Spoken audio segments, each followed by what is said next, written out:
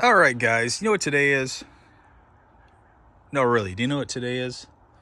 Today is finally installation day for my Primitive Racing skid plate.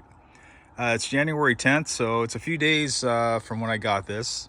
Work schedule and crappy weather, because this is my shop right here. As you can see, I'm underneath the element, so this is where I am. So today we're going to try to get this installed. I have everything laid out here, but before we get into that, this is going to be kind of a video within a video. I'm going to kind of post this one separately, but the question came up when I was underneath in my car taking the under tray off, the plastic under tray, the OEM one.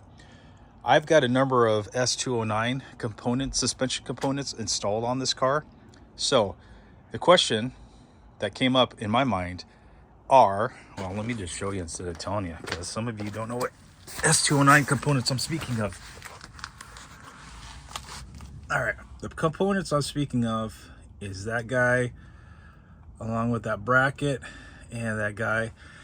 Top of my head, I don't remember what that sucker's called. So the question was that I had is, oh my goodness, is my skid plate gonna fit over those?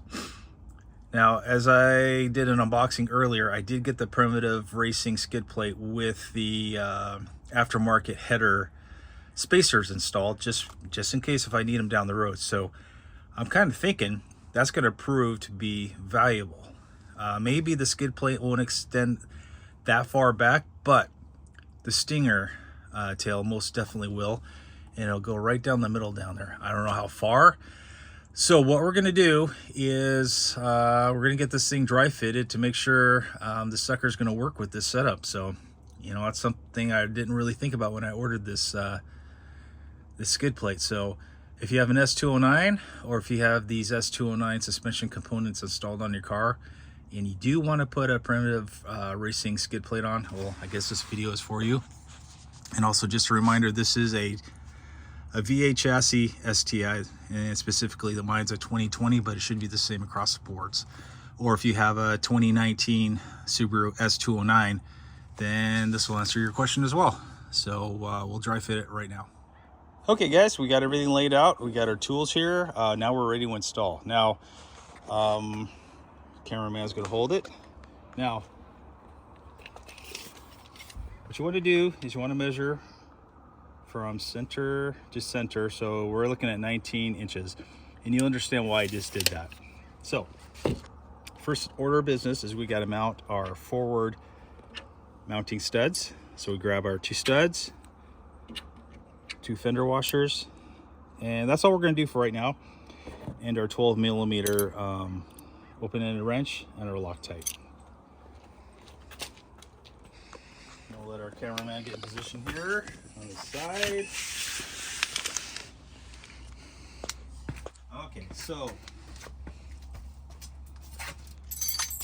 why did I measure the 19 inches? Well, if you get underneath here, you're going to see you have a series of two threaded holes, two on each side.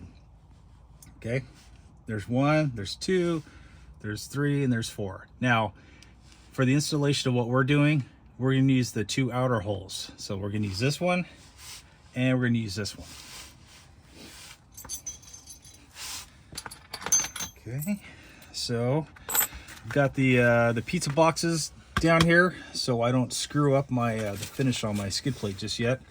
You know, when you're installing parts, you're kind of in the honeymoon phase of it all, and you want to kind of maintain its integrity and looks. But after about a week or two, you don't care what it hits. So get my Loctite put on, throw in my fender washer on, and we're going to just loosely thread it up there for now.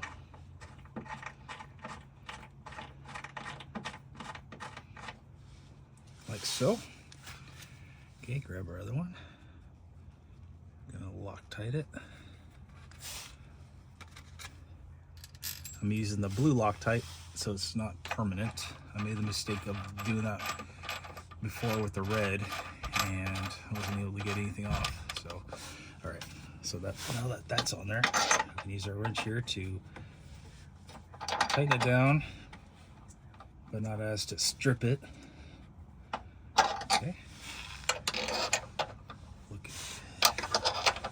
So at this time, I'm just going to get the skid plate and just simply dry fit it on there, because there's other things I want to do before I actually put it up on the car. So you guys just wait here and I'll go get the skid plate.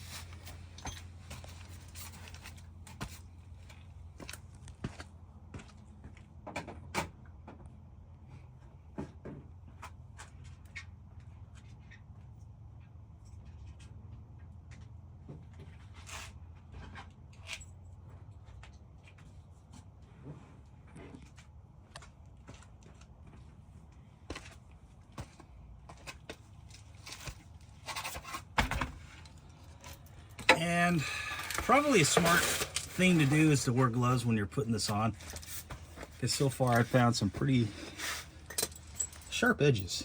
So this would probably work a lot better if you guys used a floor jack, but I think I'm just going to dry fit up here just to make sure that we clear those S209 components back there.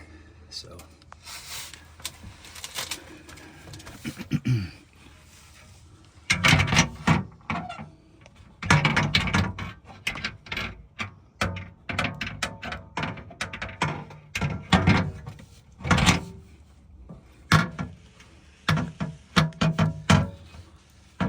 okay, so I could tell on the back,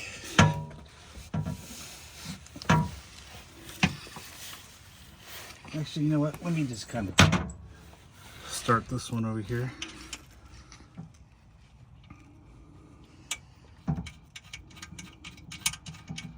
This so it doesn't fall on my face.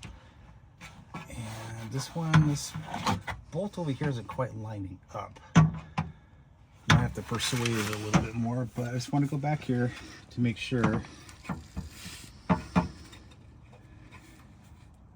that we have clearance here. And I'm just feeling to make sure that, okay, so it looks like we're good as far as clearing those S209 components, so I'm satisfied with that. Let me go back here and make sure that we're flush with the spacer.